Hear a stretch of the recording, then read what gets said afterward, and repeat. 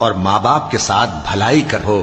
اگر ان میں سے ایک یا دونوں تمہارے سامنے بڑھاپے کو پہنچ جائیں تو ان کو اف تک نہ کہنا اور نہ انہیں جھڑکنا، اور ان سے بات ادب کے ساتھ کرنا، اور عجز و نیاز سے ان کے آگے جھکے رہو اور ان کے حق میں دعا کرو کہ اے پروردگار، جیسا انہوں نے مجھے بچپن میں شفقت سے پرورش کیا ہے تو بھی ان کے حال پر رحمت فرما. جو کچھ تمہارے دلوں میں ہے تمہارا پروردگار اس سے بخوبی واقف ہے. اگر تم نیک ہوگے تو وہ رجوع لانے والوں کو بخش دینے والا ہے.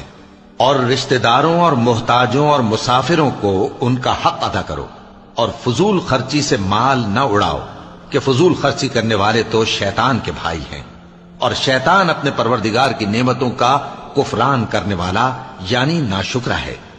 اور اگر تم اپنے پروردگار کی رحمت یعنی فراخ دستی کے انتظار میں جس کی تمہیں امید ہو ان مستحقین کی طرف توجہ نہ کر سکو تو ان سے نرمی سے بات کہہ دیا کرو، اور اپنے ہاتھ کو نہ تو گردن سے بندھا ہوا یعنی بہت تنگ کر لو کہ کسی کو کچھ دو ہی نہیں، اور نہ بالکل کھول ہی دو کہ سبھی کچھ دے ڈالو، اور انجام یہ ہو کہ ملامت زدہ اور حسرت زدہ ہو کر بیٹھ جاؤ.